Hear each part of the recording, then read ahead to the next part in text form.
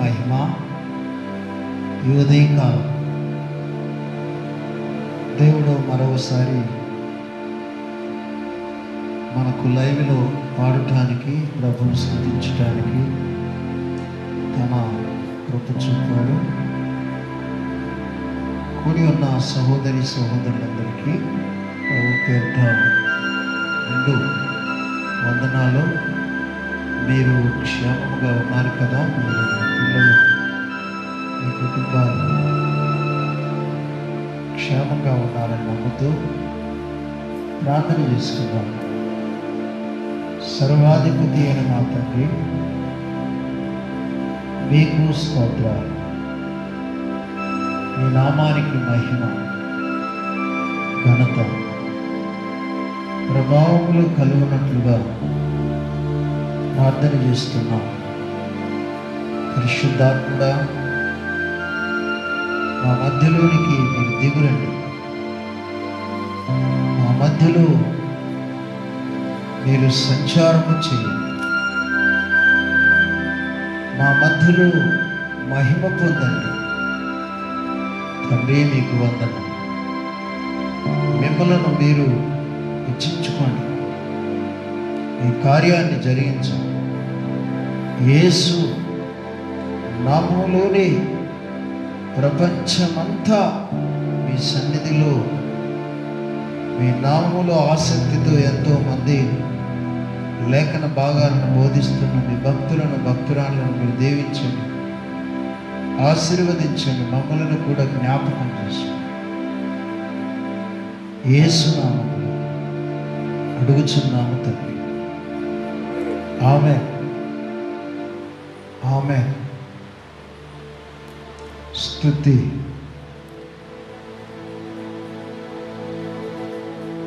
ఈ ఉదయకాలము ఒక పాట పాడదాం. ప్రభు మహిమ. నేను కాదయ్యా, నాలో నీవే యేసయ్యా అనే పాటను ప్రభువును కనపడదాం. దేవుని నామానికి మహిమ, స్తోత్రాలు, స్తుతి.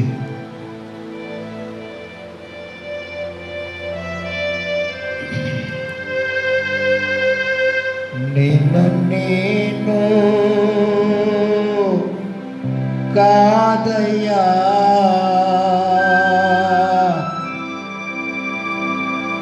నాలో నీవే యేసయ్యా, నాలో నీవే యేసయ్యా, నీలో నేను యేసయ్యా, నేను కాదయ్యా, నీవు యేసయ్యా, నేను కాదయ్యా, నీవు యేసయ్యా.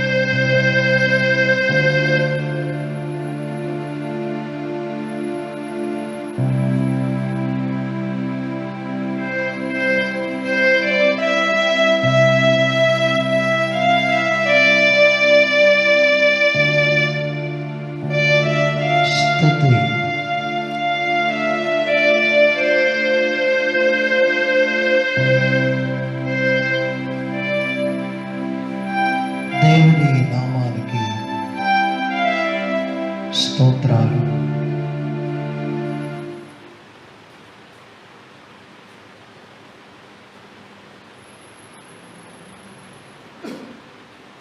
స్తుతి జాలరి జాలరి అనే పాటను పాడుతూ ప్రభుని స్తుతిద్దాం, ప్రభుని ఘనపరచుదాం. దేవునికి మహిమ. ప్రియులారా, ప్రభుని ఘనపరదాం పాట పాడుతూ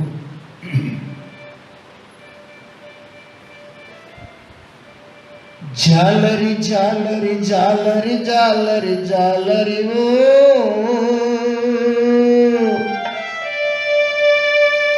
జారిపోయిన వారి కోసం వచ్చావా, మారు మనసు పొందుటాకు పాపులను పిలిచావా, మారు మనసు పొందుటాకు పాపులాన్ని పిలిచావా, మార్పు లేని వారి కోసం మార్గమునే చూపావా. జాలరి జాలరి జాలరి జాలరి జాలరి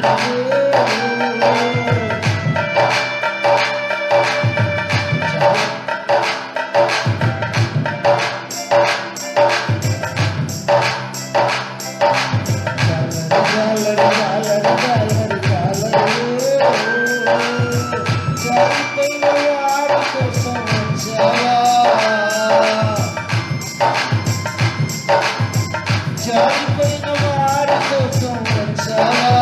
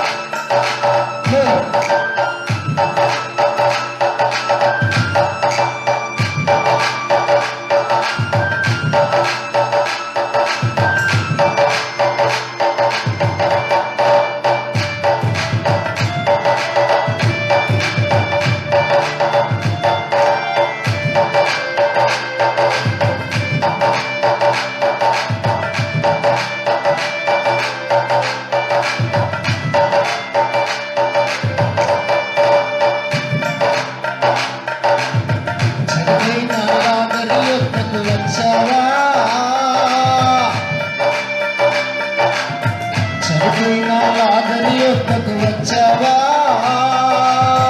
కూలిపోయిన ఆశ్రమమును మళ్ళీ నీవు లేపావా, కూలిపోయిన ఆశ్రమమును మళ్ళీ నీవు లేపావా. జాలరి జాలరి జాలరి జాలరి జాలరిలో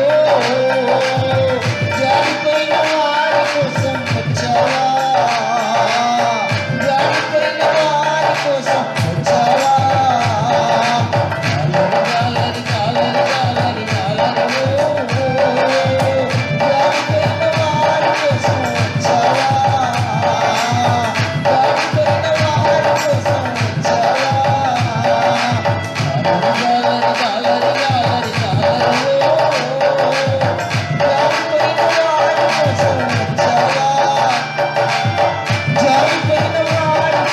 వచ్చావా.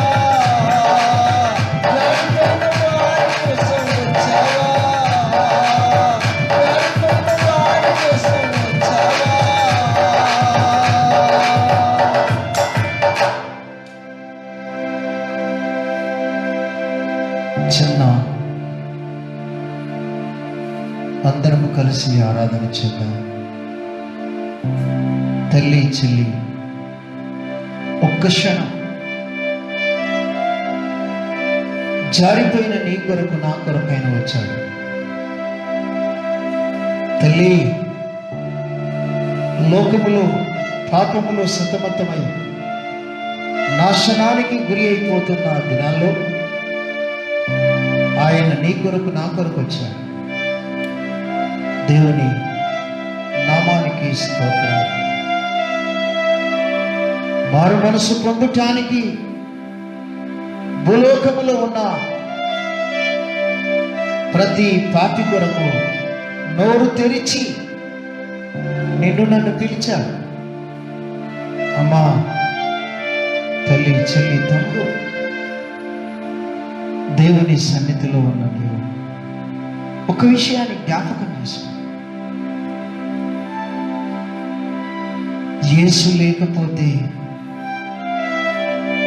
ఈ భూలోకములో నీవు నేను ఏమైపోయేవారునో తెలియదు. నీ భారము నా భారము, నీ పాపము నా పాపము నుండి విడిపించడానికి యేసు ఒక్కడే ఆ పవిత్రుడు భూలోకానికి దిగి వచ్చాడు. తల్లి అయిన మరియ గర్భము లోండి ఈ భూమి మీద ఉద్భవించాడు. కనుక తల్లి, చెల్లి, ఆ ప్రభుని స్తుతించుట నువ్వెన్నిసార్లా దావీదంటాడు, దినమునకు 7 మార్లు నేను ప్రభుని స్తుతిస్తున్నాను. దినమంతా నువ్వు ఆయనను స్తుతించిన తక్కువనే.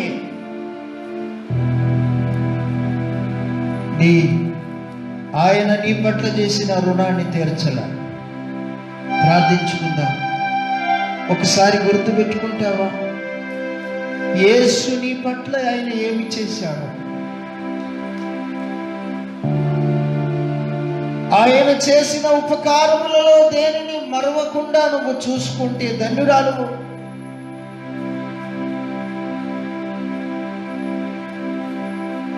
నువ్వు ధన్యుడవు బాబు. ప్రభుకు స్తోత్ర. పరమ తండ్రి, మీ నామములో మేము ప్రార్థన చేస్తాం.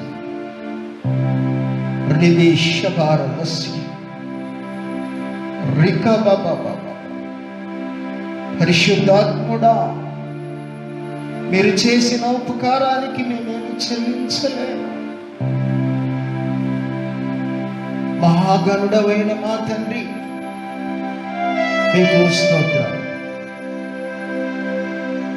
ఈ ఉదయకాలం మీ దాసులు మాట్లాడుచున్నది. మీ దాసులతో మీరు మాట్లాడండి. నీలో నేను, నాలో నీవు. యేసయ్యా, నిజముగా మీ పాద సన్నిధిని అనుభవించటానికి మీ కృప చూపారు తండ్రి. మీరు సహాయించి మీ దాసుల ముఖాంతరములో నుండి మీరు మాట్లాడు.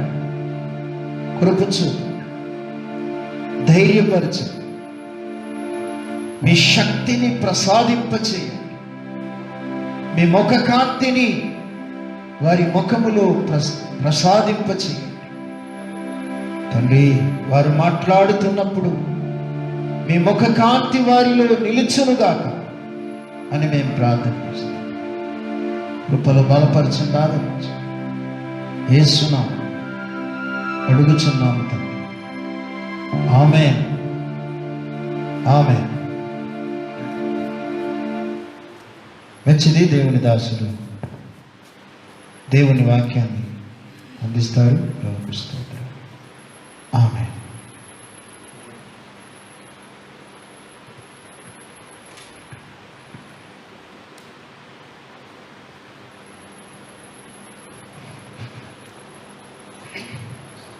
దేవుని పరిశుద్ధమైన నామమునకు మహిమ కలుగును గాక. ఈ ఉదయకాల సమయంలో మనమందరము కలిసి దేవుణ్ణి స్తుతించే ఈ ఉన్నతమైన భాగ్యమును బట్టి దేవునికి లెక్కింపలేని స్తోత్రాలు కలుగును గాక. మీరందరూ కూడా క్షేమముగా ఉన్నారని, ఆరోగ్యంగా ఉన్నారని ప్రభు అయిన యేసుక్రీస్తు నామమున మేము నమ్ముచున్నాం. ప్రత్యేకించి దేవుడు మనకిచ్చిన ఈ భాగ్యము ఎంతో శ్రేష్టమైనది కనుక ఆయన నామాన్ని మనం అందరము కూడా స్తుతిస్తున్నాం. ఇందాక దైవజనులు మన ఆత్మీయ తండ్రి గారు మంచి పాటలు పాడుతూ దేవుని స్తుతించటం, మనం అందరం కూడా దానిలో పాలుభాగస్తులై ఉండటం దేవుని యొక్క ఉద్దేశం. దేవునికి స్తోత్రం. ఈ సమయంలో ప్రాముఖ్యంగా మన ప్రపంచంలో ఉన్నటువంటి దేశాలన్నిటి కొరకు మీరందరూ ప్రార్థన చేయాలని ప్రభు పేరిట మరొకసారి మీకు గుర్తు చేస్తూ ఉన్నాను. సుమారు 200 దేశాలకు పైన ఈ కరోనా వ్యాధి చేత బాధపడుతున్నారు కనుక వారందరి కొరకు, ఆ దేశాల్లో ఉన్న ప్రజలందరి కొరకు మనం ప్రార్థన చేయాలి. ప్రార్థన చేయటం మన బాధ్యత. దేవుడు మనకిచ్చిన ఆధిక్యత అది. దేవునితో సంబంధం కలిగి ఉండే మంచి తరుణాన్ని దేవుడు మనకు అనుగ్రహించాడు.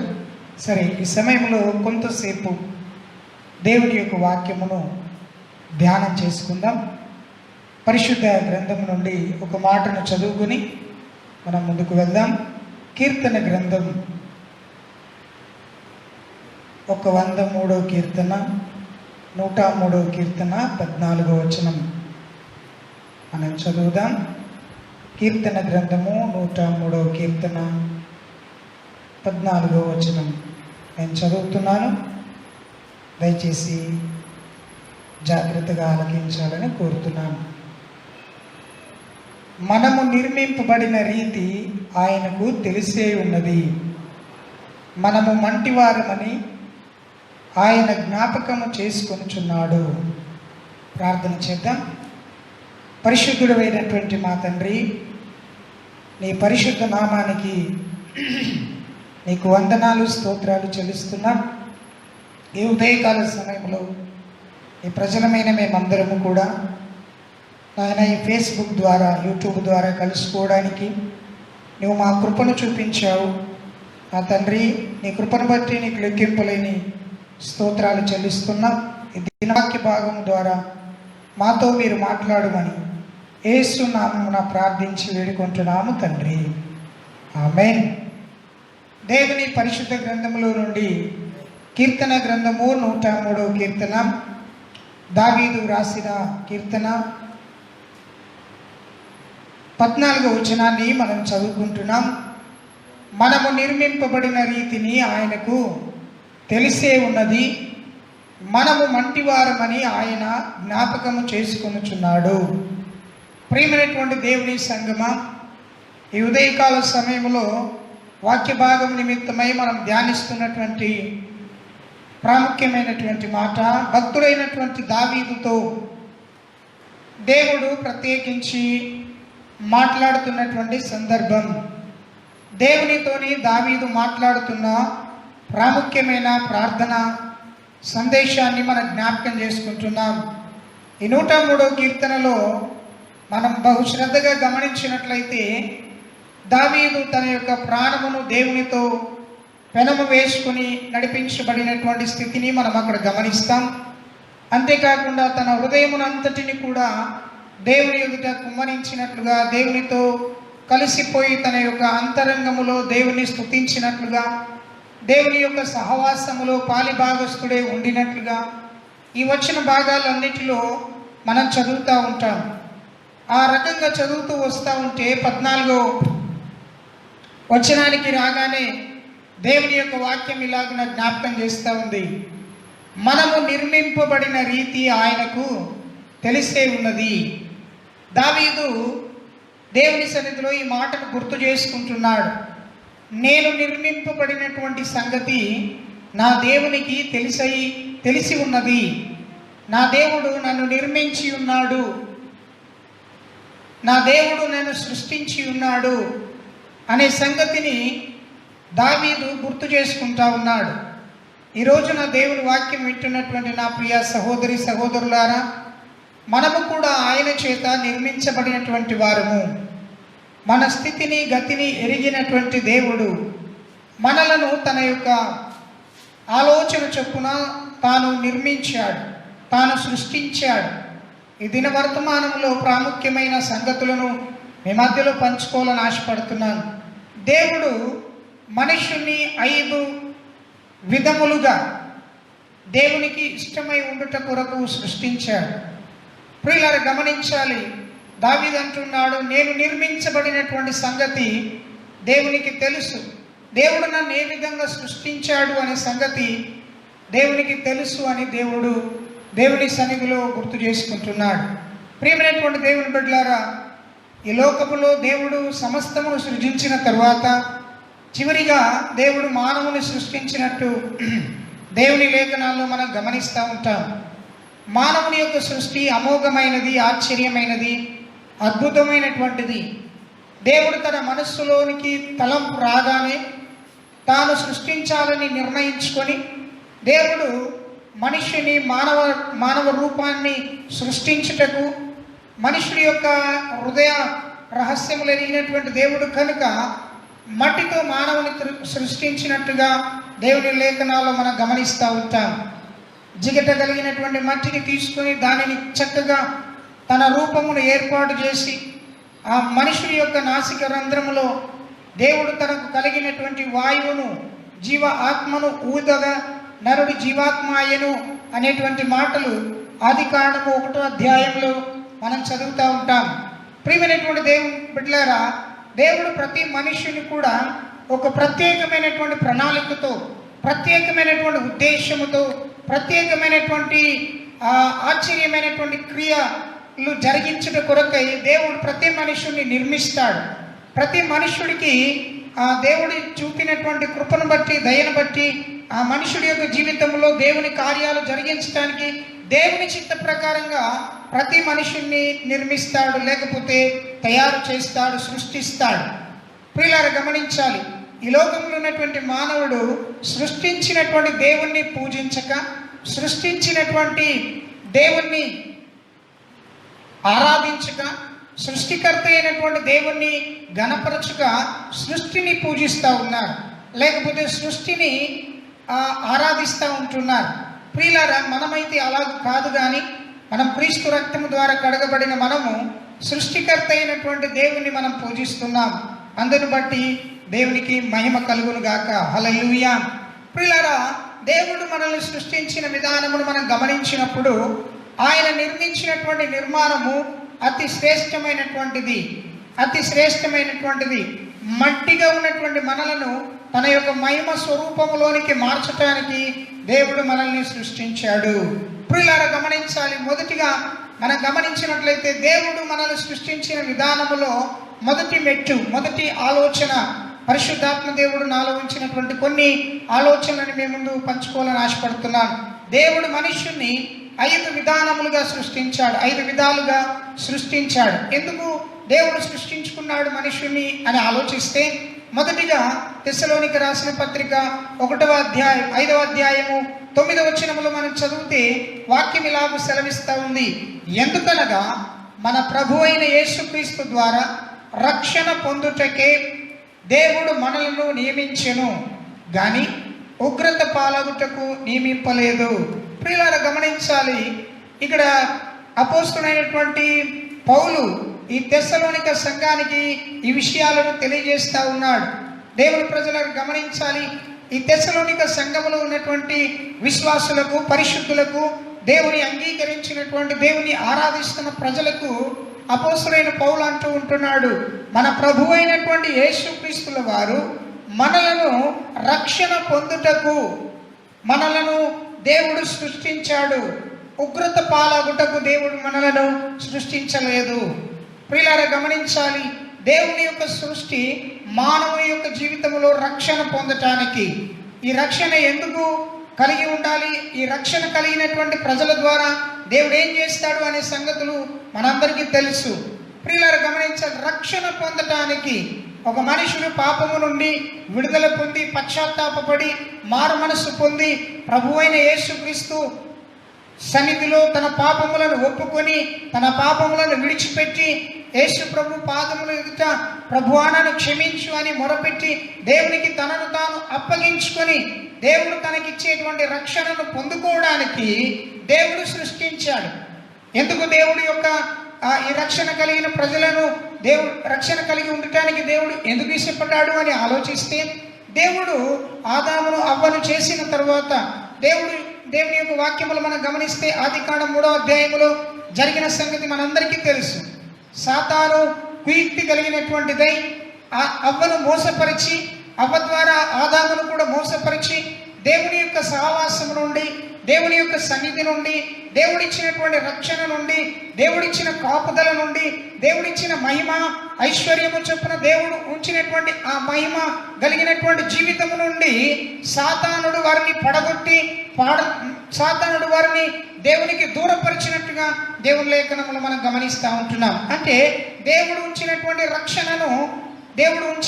రక్షణ జీవితాన్ని ఆ దినములలో వారు ఆదాము అవ్వలు పోగొట్టుకున్నారు.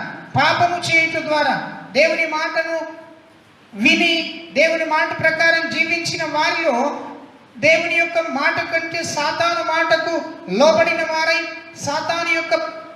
సాతాను ఇచ్చినటువంటి ఆలోచనలకు, ప్రలోభాలకు అవ్వ లొంగిపోయి దేవుని యొక్క మాటకు, దేవుని సన్నిధికి దూరమైనట్టుగా దేవుని లేఖనాల్లో మనం గమనిస్తూ ఉంటున్నాం. ప్రియులారా గమనించాలి, ఈ రక్షణ అనేది దేవుడు మనకు అనుగ్రహించాడు. దేవునికి స్తోత్రాలు చెల్లిస్తున్నాం. ప్రియులారా గమనించాలి, మనం రక్షణ పొందినటువంటి ప్రజలుగా ఉండటానికి దేవుడు ఇష్టపడుతున్నాడు, దేవుడు కోరుకుంటున్నాడు.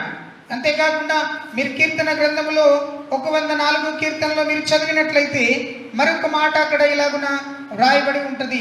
104 కీర్తన 20వ వచనములో మనం గమనిస్తే, నీవు చీకటిని కలుగజేయగా రాత్రి అగుచున్నది, అప్పుడు అడవి జంతువులన్నీ తిరుగులాడుచున్నవి, సింహపు పిల్లలు వేట కొరకు గర్జించుచున్నవి, తమ ఆహారమును దేవుని చేతిలో నుండి తీసుకుని చూచుచున్నవి. ప్రియులారా గమనించాలి, ఈ మాటలన్నీ ఎందుకు మీకు జ్ఞాపకం చేస్తున్నానంటే, రక్షణ కలిగినటువంటి ప్రజలముగా, దేవుని యందు రక్షింపబడినటువంటి వారముగా ఉండటానికి దేవుడు మనకు చూపేటువంటి విషయం. 29వ వచనం, నీవు ముఖము మరుగు చేసుకొనక అవి కలతపడును, నీవు వాటి ఊపిరి తీసివేయనప్పుడు అవి ప్రాణములు విడిచి మంటి పాలగును. ప్రియులారా గమనించాలి, దేవుడు సృష్టించినటువంటి సృష్టిలో మనం ఒక భాగమై ఉన్నాం. దేవుడు మనుష్యుని సృష్టిని ఏలటానికి, సృష్టిని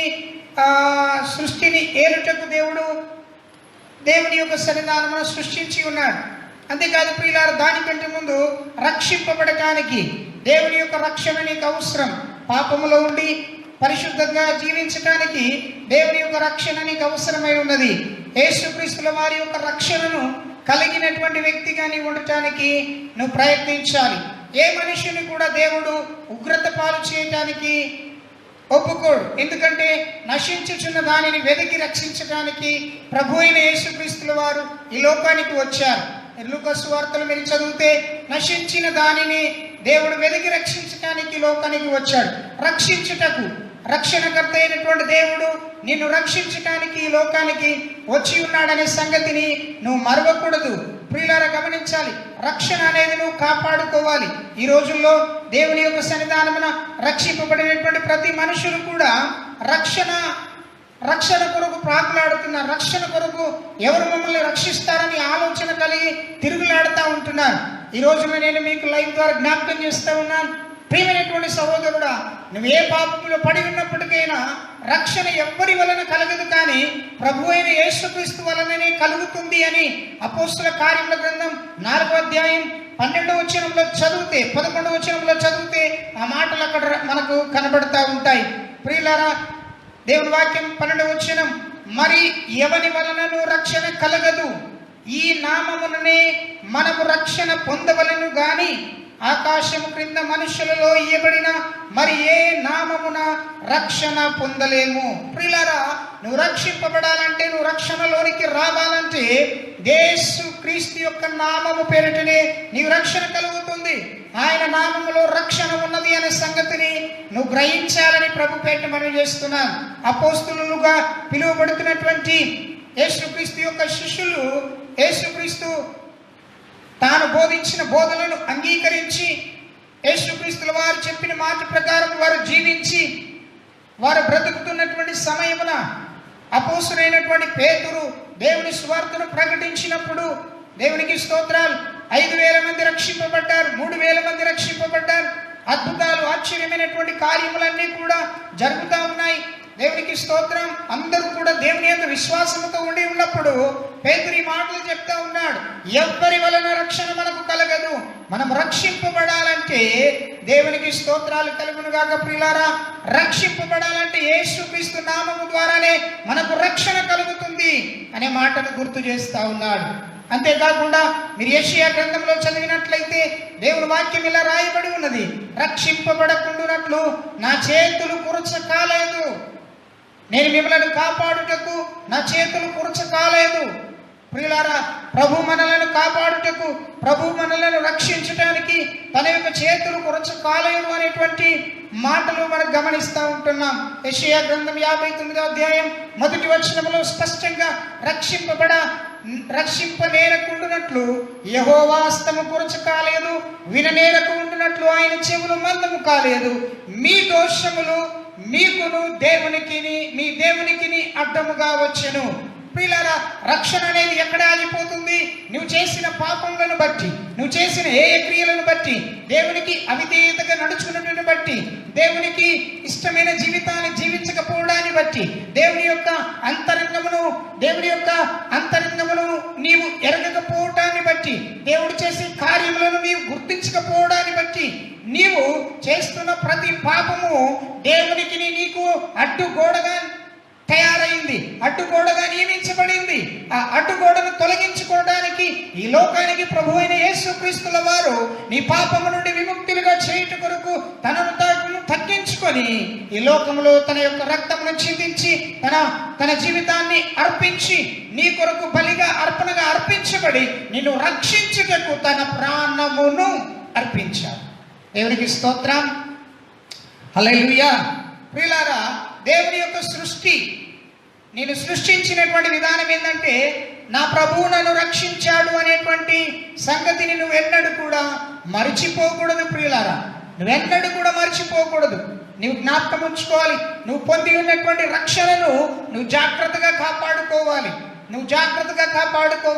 నీ రక్షణ విషయంలో దేవుడు నువ్వు ఇచ్చినటువంటి ఆ బాధ్యతను నువ్వు నెరవేర్చాలి. నువ్వు ఇంకా అనేకులను రక్షణలోనికి నడిపించడానికి ప్రయత్నించడానికి, అనేకులను రక్షణలోనికి నడిపించడానికి, దేవుని సువార్తను ప్రకటించడానికి నువ్వు ముందుకు వెళ్ళాలి తప్ప నీ రక్షణను మరుగుగా ఉంచుకోనకూడదు, నీ రక్షణను విడిచిపెట్టకూడదు, నీ రక్షణ నుండి నువ్వు తొలగిపోకూడదని దేవుని పేరిట నీకు జ్ఞాపకం చేస్తా ఉన్నాను. నంబర్ 1, నువ్వు గుర్తుంచుకోవలసిన విషయం, నీకు దేవుడిచ్చినటువంటి రక్షణను నువ్వు కాపాడుకోవాలి. దేవునికి స్తోత్రాలు. ఇది అనుకూలమైన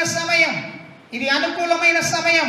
నేడే నీకు ఇది రక్షణ దినం కనుక నీవు రక్షింపబడటానికి ఒకవేళ నువ్వు దూరంగా ఉన్నావేమో, నీ పాప హేయ క్రియలు దేవునికి అర్థంగా ఉన్నావేమో, ఒకసారి నువ్వు పరిశీలన చేసుకో. ఈ స్వరం వింటున్న నా జీవితాల్లో నీవు ఒకవేళ దేవునికి దూరమైపోయినటువంటి జీవితం కలిగి ఉంటే, దేవుని వాక్యం జ్ఞాపకం చేస్తా ఉంది. రోమపత్రికలో రాయబడిన మాట ప్రకారం ఈ దినము రక్షణ దినము, నేడే నీవు రక్షణ పొందు. నీ ఇంటికి దేవుడు రక్షణను అనుగ్రహించాలని ఆశపడతా ఉన్నాడు. లూకా సువార్త 19వ అధ్యాయంలో చదివితే జక్కయ్య గురించి మనం గుర్తు చేసుకుందాం. జక్కయ్య యేసు ప్రభువును చూడాలని తపన కలిగిన వాడై, యేసు ప్రభు గురించి విన్నటువంటి ఆయన, సుంకపు గుత్తదారుడుగా ఉన్నటువంటి అతను యేసయ్యను చూడాలని ఆశపడ్డాడు. చూచటానికి ఆయన అనేక రకాలుగా ప్రయత్నించాడు. యేసు ప్రభు చుట్టూ అనేక జనాలు ఉండిన కారణం చేత ఒక మేడి చెట్టు ఎక్కి, ఆ మేడి చెట్టు మీద కొమ్మలను అడ్డంగా పెట్టుకొని ఆ కొమ్మల యొక్క ఆ యొక్క సందుల్లో నుండి ప్రభువును చూడాలని ఆశపడ్డాడు. కానీ అక్కడ జరిగిన విచిత్రం ఏంటో తెలుసా? యేసు ప్రభుతో అంతమంది ప్రజలు ఆయన్ని వెంబడిస్తూ గుంపులుగా ఉంటున్నటువంటి సమయమున యేసు ప్రభు అందరిని ప్రక్కన ఉంచి ఆ మేడి చెట్టు ఎక్కినటువంటి ఆ ప్రభు అయిన యేసుక్రీస్తుల వారు జక్కయ్యను చూసి పిలిచాడు. జక్కయ్య, నువ్వు త్వరగా దిగు, నేడు నీ ఇంటికి నేను రావలసి ఉన్నది, నీ ఇంటికి రక్షణ వస్తుంది. ప్రియులారా గమనించాలి, నువ్వు రక్షింపబడటానికి నీకున్నటువంటి పాపపు యొక్క అలవాట్లను, పాపపు యొక్క ఉద్దేశాలను, పాపపు యొక్క తలంపులను నువ్వు తొలగించుకోవాలి. నువ్వు పరిశుద్ధపరచబడాలి. దేవునికి స్తోత్రాలు కలుగును గాక. నీ రక్షణను నీవు కాపాడుకోవాలి. ఈ దినాల్లో ఈ లాక్డౌన్ సందర్భంగా అనేక మంది ప్రభువు తనకిచ్చినటువంటి రక్షణను కాపాడుకునే బదులుగా పోగొట్టుకుంటున్నారు. అలాంటి పనులు నువ్వు చేయకూడదని నేను మీకు జ్ఞాపకం చేస్తా ఉన్నాను. త్వరగా ముందుకు వెళ్దాం. రెండో విషయాన్ని గుర్తు చేస్తా ఉన్నాను. నీవు దేవుని యొక్క సృష్టివి కనుక, దేవుడు నిన్ను సృష్టించినప్పుడు ఏ విధంగా సృష్టించబడినటువంటి నీ పట్ల దేవుడు ఎలాంటి ఆలోచన కలిగి ఉన్నాడు. రెండవది మీరు గమనిస్తే అదే తెస్సలోనిక పత్రికలో 4వ అధ్యాయం మీరు 7వ వచనంలో చదివినట్లయితే ప్రభు యొక్క వాక్యం అంటుంది, పరిశుద్ధులగుటకే దేవుడు మనలను పిలిచెను గాని అపవిత్రులుగా ఉండుటకు పిలవలేదు.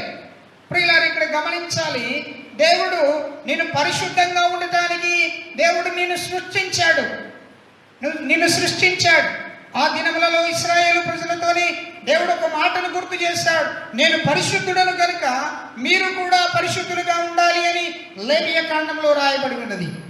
అలాగనే ఇక్కడ జ్ఞాపకం చేస్తున్నాడు, దేవుడు పరిశుద్ధంగా ఉన్నాడు కనుక నిన్ను కూడా పరిశుద్ధంగా ఉంచాలి, పరిశుద్ధంగా ఉండాలి అని దేవుడు నీ పట్ల కోరుకుంటున్నాడు. అందుకే దేవుడు నిన్ను సృష్టించాడు. పరిశుద్ధమైనటువంటి జీవితం అంటే ఏంటిది? మీరు మీది వచనాల్లో చదివితే, మీరు పరిశుద్ధులగుటయే అనగా జారత్వమునకు దూరంగా ఉండాలి, పాపపు ఏ క్రియలకు దూరంగా ఉండాలి, కామాభిలాషలకు దూరంగా ఉండాలి, అయిష్టమైనటువంటి దేవునికి ఏమైన కార్యములు చేయకూడదు అనే సంగతులు చెప్తాడు అక్కడ అపోస్తలుడైన పౌలు. పరిశుద్ధులుగా ఉండటానికి, పరిశుద్ధంగా జీవించడానికి దేవుని యొక్క చిత్తమై ఉన్నది. అందుకే దేవుని వాక్యం అంటుంది, హృదయ శుద్ధి గల వారు ధన్యులు, వారు దేవుని చూస్తారు. హృదయ శుద్ధి గల వారు ధన్యులు, వారు దేవుని చూస్తారు. మత్తయి సువార్త 5:8. దేవుని ప్రజలారా, మనము దేవుని సన్నిధిలో దేవుని చూచుటానికి మన హృదయ శుద్ధి కావాలి. అంతేకాకుండా మనం పరిశుద్ధమైన జీవితాన్ని కలిగి ఉండాలి. పరిశుద్ధమైన జీవితం. ప్రభు అయినటువంటి యేసుక్రీస్తు వారి లోకములో జీవించినప్పుడు తనలో ఏ పాపము కూడా కనబడలేదు. తను ఏ పాపమునకు చోటు ఇవ్వలేదు. ఒక చిన్న ఉదాహరణ చెప్తాను. పాపము చేయటానికి మన శరీరము అనేక విధాలుగా మనలను పడగొట్టడానికి ప్రయత్నిస్తుంది. నేను మత్తయి సువార్త 3వ అధ్యాయంలో చదివినట్లయితే యేసు ప్రభుల వారు బాప్తిసము పొందిన తర్వాత 40 దినములు ఉపవాసముడుటకు అరణ్యమునకు కొనిపోబడతాడు. అరణ్యములో ఉపవాసం ఉండినప్పుడు ఉపవాసము జరుగుతున్నటువంటి సమయంలో సాతానుడు వచ్చి ప్రభువును శోధిస్తాడు. నీకు ఆకలి వేస్తూ ఉన్నది కనుక ఈ రాళ్ళను రొట్టెలుగా చేసుకొని తినుమని అంటాడు. అప్పుడు ప్రభు అయిన యేసుక్రీస్తుల వారు వాక్యముతో జవాబు ఇచ్చినట్లుగా మనం చూస్తూ ఉన్నాం. ఏమని? మనుష్యుడు రొట్టె వలన మాత్రము కాదు కానీ దేవుని నోటి నుండి వచ్చు ప్రతి మాట వలన జీవించును. సాతానుకు తెలియదా? తెలుసు. కానీ సాతానుకు గుర్తు చేశాడు. నేను శరీర సంబంధమైనటువంటి ఆకలిని తీర్చుకోవడానికి నేను చేస్తున్న ఉపవాసములు, నాలో ఉన్న పరిశుద్ధతను నేను పాడు చేసుకోలేను అనే సంగతిని సాతానుడు గుర్తు చేస్తూ ఉన్నాడు. ప్రియులారా, నేను మీకు కూడా జ్ఞాపకం చేస్తున్నాను. దేవుడు పరిశుద్ధంగా ఉండటానికి నేను పిలిచాడు. తెల్లని వస్త్రములు పరిశుద్ధంగా ఉండాలని నువ్వు వేసుకుంటున్నావు, సంతోషమే. కానీ నీ వస్త్రధారణ పరిశుద్ధంగా ఉన్నంత మాత్రము కాదు, నీ హృదయం పరిశుద్ధంగా ఉండాలి, నీ మాటలు పరిశుద్ధంగా ఉండాలి, నీ ఆలోచన పరిశుద్ధంగా ఉండాలి, నువ్వు దేవునితో గడిపే సమయం పరిశుద్ధంగా ఉండాలి, నువ్వు ప్రజలతో ఉండేటువంటి సమాజంతో కలిసి ఉండే సహవాసం పరిశుద్ధంగా ఉండాలి, నువ్వు బోధిస్తున్న బోధ పరిశుద్ధంగా ఉండాలి, నువ్వు ప్రార్థిస్తున్న ప్రార్థన పరిశుద్ధంగా ఉండాలి. పరిశుద్ధులు చేయు ప్రార్థనల వైపు దేవాది దేవుడు ఎదురు చూస్తూ ఉన్నాడు అని ప్రకటన గ్రంథంలో జ్ఞాపకం చేస్తావు. దేవుని బిడ్డలారా, జ్ఞాపకం చేస్తున్నాను మీకు, నీ పరిశుద్ధతను నువ్వు కాపాడుకోవాలి. పరిశుద్ధంగా ఉండటానికి నీ బ్రతుకులో అనేకమైనటువంటి ఆలోచనలు నీకున్నాయి. పేతురు రాసిన పత్రికలు చదివితే 1వ అధ్యాయం 14వ వచనంలో కూడా అదే మాట ఉంటుంది.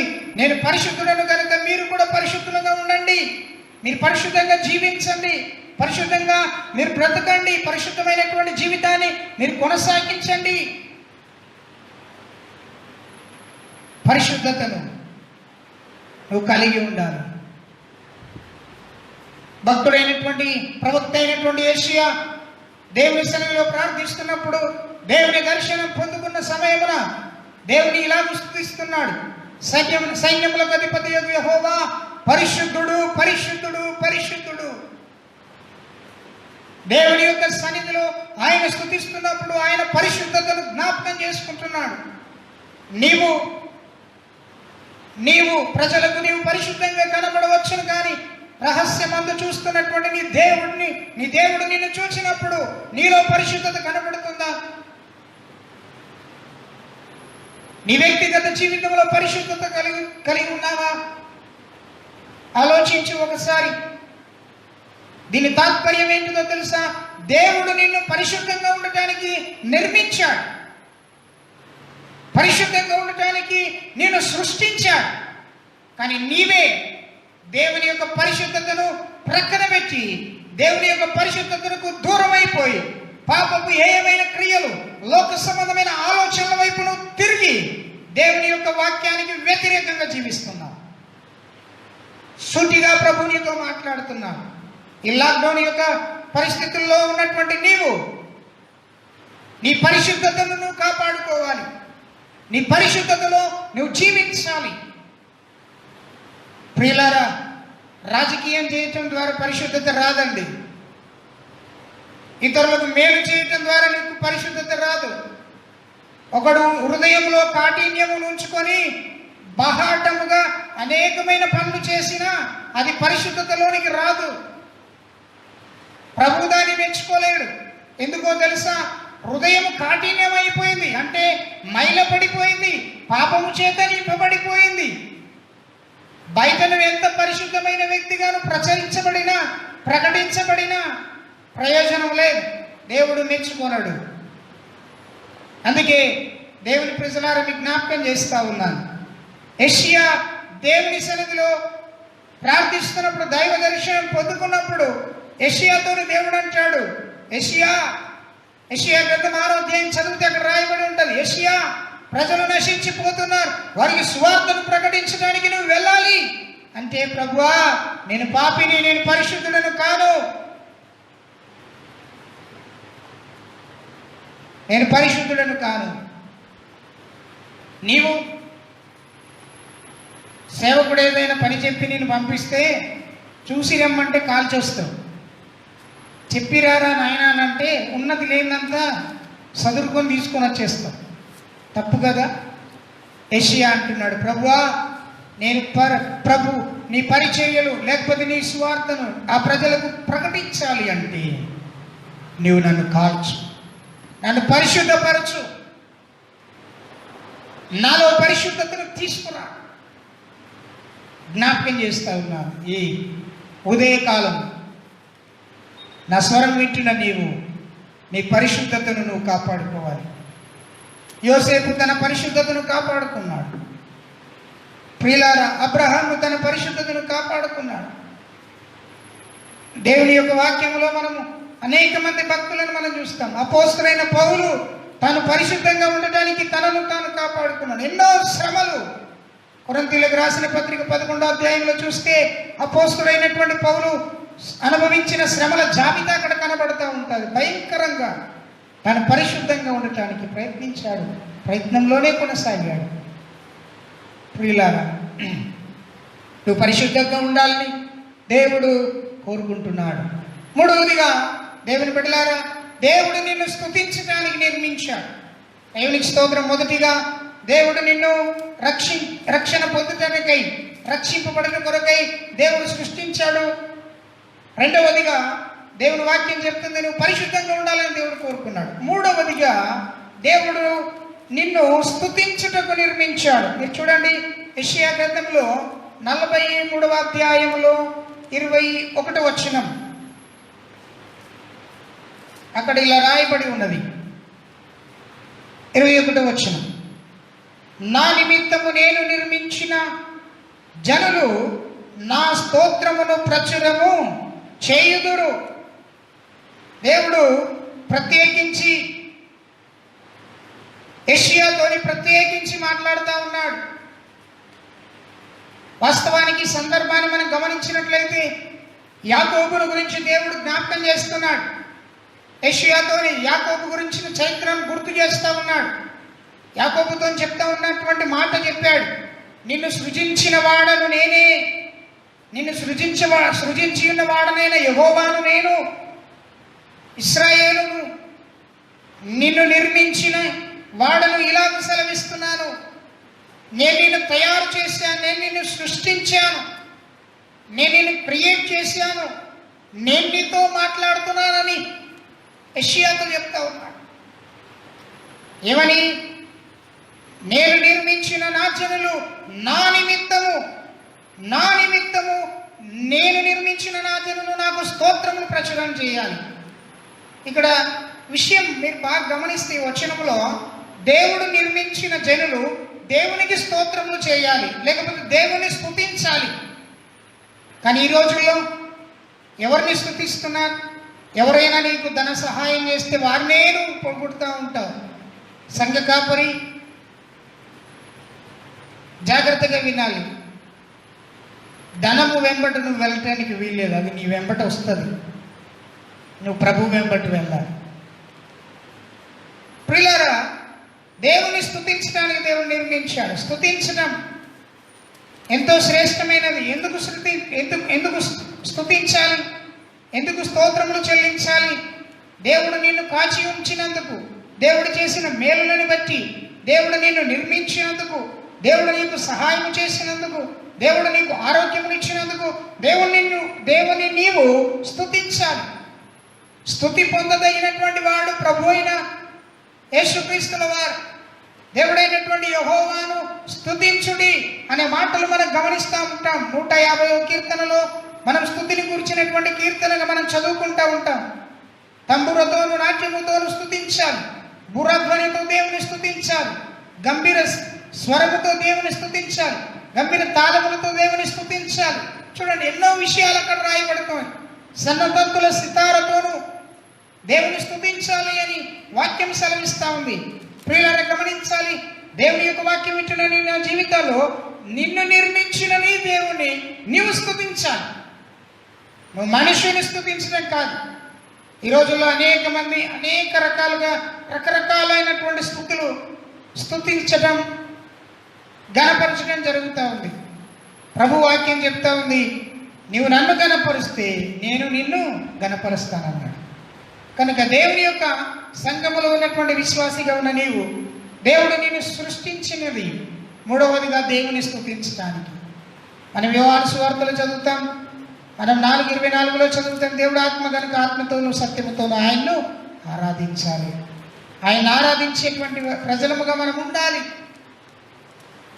అందుకే కదా అపోస్తుల కార్యముల గ్రంథం 3వ అధ్యాయంలో పేతురు, యోహానులు దేవుని ఆరాధించడానికి మందిరానికి వెళ్ళారు.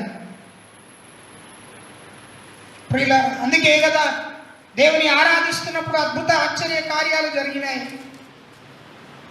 స్వస్థత పొందినటువంటి మనుష్యుడు కూడా దేవుని స్తుతించినట్లుగా మనము దేవుని లేఖనాల్లో మనం గమనిస్తూ ఉంటున్నాం. ప్రియులారా, గమనించాలి, నీవు దేవుణ్ణి స్తుతించే బిడ్డగానే ఉండాలి.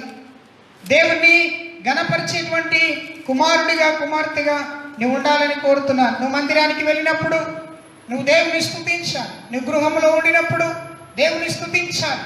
నువ్వు వ్యక్తిగతంగా దేవుని స్తుతించాలి. నువ్వు ప్రత్యేకముగా దేవునితో నీ హృదయాన్ని, దేవుని ఎదుట నీ హృదయాన్ని కుమ్మరించి దేవునికి స్తుతి ఆరాధనను సమర్పించాలి. చాలామంది కుటుంబాల్లో ప్రార్థన ఉంటుంది కానీ దేవుని స్తుతించడం ఉండదు.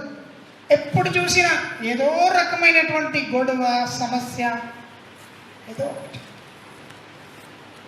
కొంచెం సంతోషంగా ఉంటే చాలు, సాతానుడు ఏదో ఒకటి పెట్టేస్తాడు. కాబట్టి నేను మీకు జ్ఞాపకం చేస్తున్నాను, నీవు దేవుని స్తుతించేటువంటి బిడ్డగా నీవు ఉండాలి. Praise the Lord. నాలుగవదిగా మనం గమనిస్తే, దేవుడు నిన్ను సృష్టించిన విధానంలో 4వ మాట మీరు బాగా గమనించాలి. దేవునికి స్తోత్రం. 4వ మాట మీరు ఎఫెసీయులకు రాసిన పత్రికలో 2వ అధ్యాయంలో 9వ వచనంలో ఇలా రాయబడి ఉంటుంది. నేను చదువుతున్నాను. అది క్రియల వలన కలిగినది కాదు గనుక ఎవడును అతిశయ వీలు పడదు. బాగా గమనిద్దాం. మరలా మీదికెళ్ళి చదువుదాం 7వ వచనం నుండి. క్రీస్తు యేసునందు మనలను ఆయనతో కూడా లేపి పరలోకమందును ఆయనతో కూడా కూర్చుండబెట్టెను. మీరు విశ్వాసము ద్వారా కృపచేతనే రక్షింపబడి ఉన్నారు. ఇది మీ వలన కలిగినది కాదు, దేవుని యొక్క వరమే. అది క్రియల వలన కలిగినది కాదు గనుక ఎవడును అతిశయపడ వీలు లేదు. మరియు వాటి యందు మనము నడుచుకొనవలెనని దేవుడు ముందుగా సిద్ధపరిచిన సత్క్రియలు చేయుటకై మనము క్రీస్తు యేసునందు సృష్టింపబడిన వారమై ఆయన చేసిన పని అయి ఉన్నాం. 10వ వచనంలో చదివితే స్పష్టంగా దేవుడు నిన్ను సృష్టించిన విధానం అక్కడ కనబడతా ఉంది. ఎందుకు దేవుడు నిన్ను సృష్టించాడు? దేవుడు నీకు ముందుగా సిద్ధపరిచిన సత్క్రియలు చేయుట కొరకై, సత్క్రియలు చేయుట కొరకై, మంచి కార్యములు చేయుట కొరకై. బైబిల్ చెప్తా ఉంది, యెహోవా అందరికీ ఉపకారి, అందరికీ మేలు చేసేవాడు దేవుడు. కానీ మనము దేవుని వాక్యంలో చదువుకున్నట్టుగా సత్క్రియలు చేయుటకు ఆయన నీకు ముందుగానే, నిన్ను నిర్మించక ముందుగానే దేవుడు నీకు సత్క్రియలు నీ ద్వారా జరిగించుట కొరకు నిన్ను సృష్టించాడు, నిన్ను నిర్మించాడు.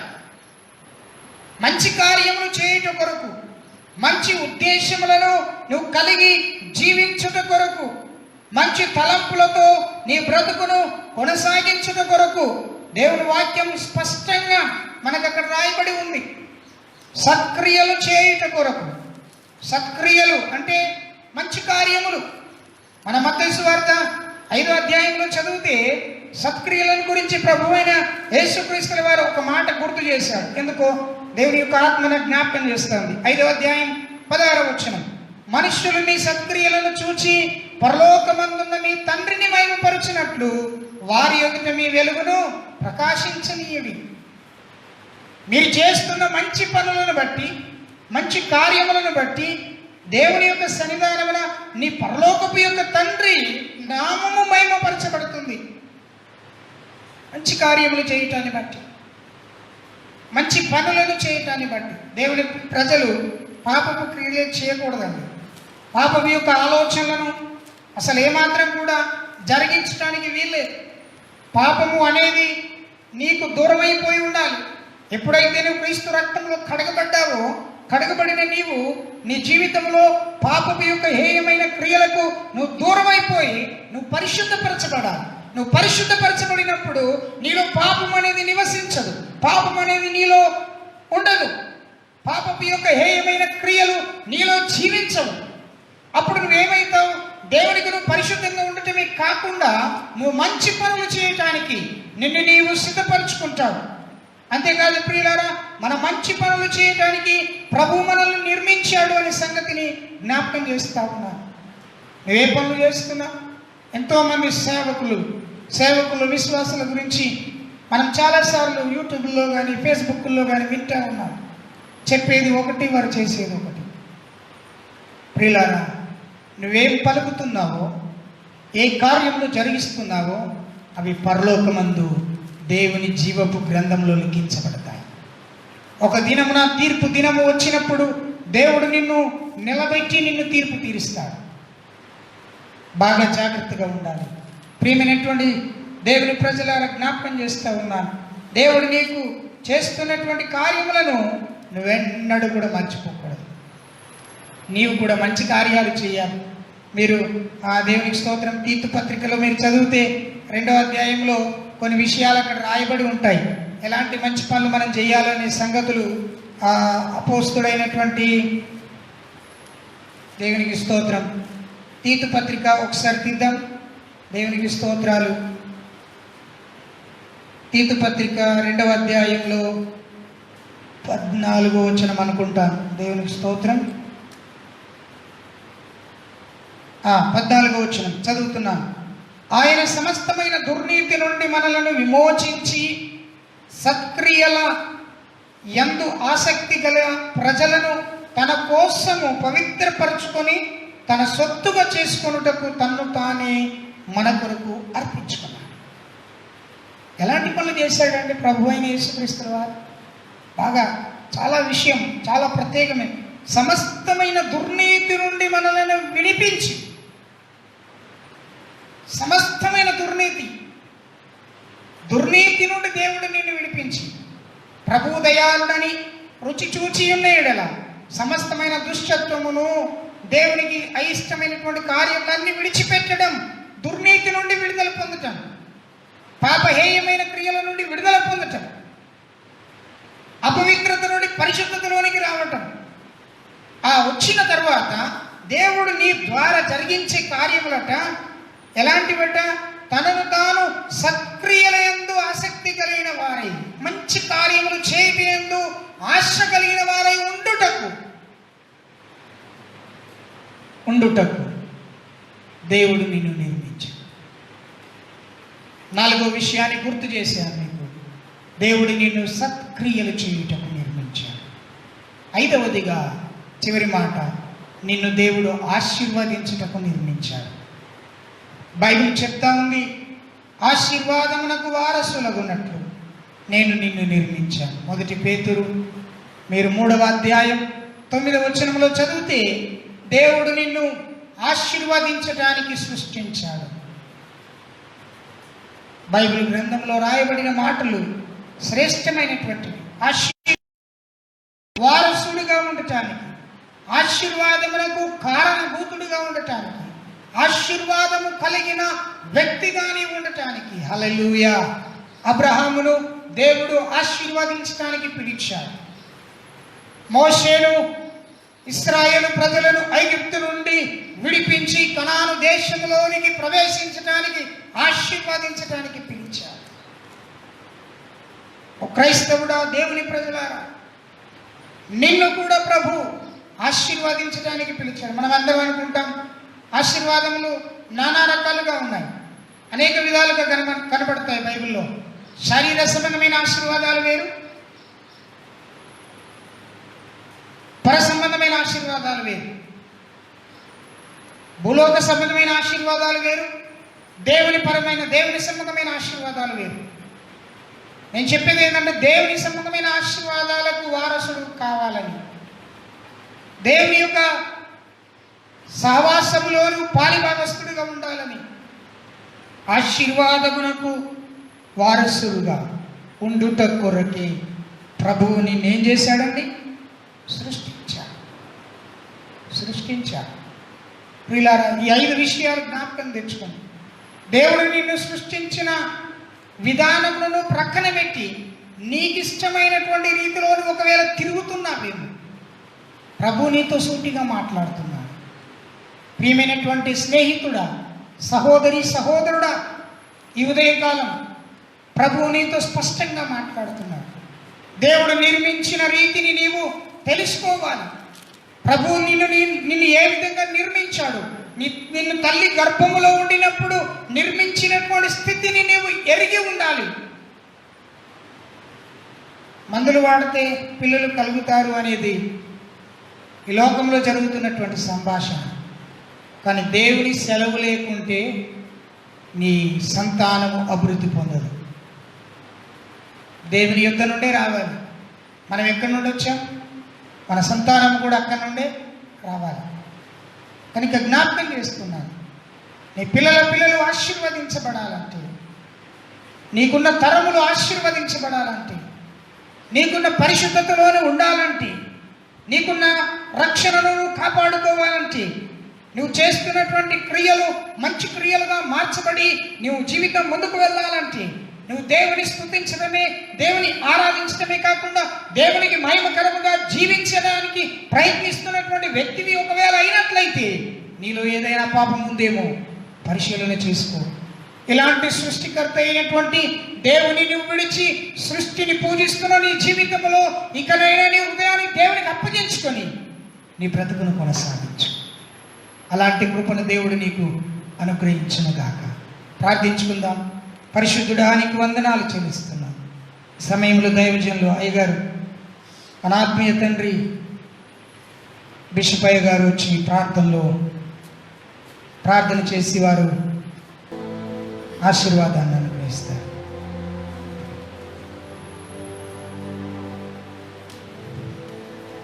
స్తుతి మెచ్చబడుతున్నాను. దేవుడు ఈ లైవ్లో వింటున్నటువంటి ప్రతి ఒక్కరిని దేవుడు ఈ దినాన దీవించాడని నేను ఆర్భాటముతో విశ్వాసమును బట్టి నేను చెప్తున్నాను. కనుక మనం కొన్నిసార్లు దేవుని వాక్యానికి సమయం ఇయ్యక ఏదో ప్రార్థన చేసుకొని వెళ్ళిపోదామని వస్తాం. వాక్యము 2 అంచులు కలిగిన ఖడ్గం. నేను పవిత్రులతో నిలబెట్టి వాక్యం కనుక 1 నుండి 5 అంశాలు దేవుని దాసులు చక్కగా వివరించారు. ప్రభు ఆయనను బట్టి ప్రభుకు స్తోత్రాలు. వర్తమానాన్ని బట్టి కూడా ప్రభుకు స్తోత్రాలు. ప్రార్థన చేద్దాం. పరమ తండ్రి, ఈ దాసులను అన్ని స్థలాల్లో మీరు వాడుకోండి. మీకు ఇష్టమైన రీతిలో మార్చాలి. కోరుకునేదంతా నీ చిత్తము నెరవేర్చడానికి మీరు కోరుకుంటున్నారు. పాపములో ఉన్నవారిని పాపములో విడిచిపెట్టి వారు పతనమవటానికి ఇష్టం లేదు. తండ్రి, మీకు వందనాలు. దయా కనికరం కలిగిన దేవుడు కృప చూపండి. మీకు స్తోత్రాలు. ఆయన తెలియక ఎంతోమంది పిల్లలు పాపములు శాపములు కొట్టుకుంటున్నారు, పతనమైపోతున్నారు, తుదాకు రోగాల పాలవుతున్నారు, ఆఖరిలో నిద్రిస్తున్నారు. ప్రభువా, అలాంటి వారికి మంచి ఆలోచనలు దయచేయండి. కృప చూపండి. మీ నామానికి మహిమ తెచ్చుకోండి. తల్లి, చెల్లి ఎక్కడ నిలబడి ఎక్కడ కూర్చుండి దేవుని లేఖాన్ని వింటున్నావు నాకు తెలియదు. ఒకసారి మోకరించి నువ్వు ప్రార్థన చేసినచో ప్రభు నిన్ను అత్యధికముగా ఆఖరి మాటలు దేవునికి స్తోత్రం. అబ్రాహాముని ఆశీర్వదించిన దేవుడు నిన్ను కూడా ఆశీర్వదిస్తాడు. ఎలాంటి ఇబ్బందులు, ఇరుకులో, సమస్యలు, కరువు కటాలు, ఈ లాక్డౌన్ విషయంలో ఏదేదో ఆలోచన చేస్తున్న నిన్ను ఆయన పలకరిస్తున్నాడు.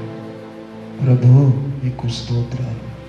మిమ్మల్ని మీరు హెచ్చించుకోండి, కృప చూపండి, ఆదరించండి. యేసు నామములో అడుగుచున్నాము తండ్రి, ఆమేన్.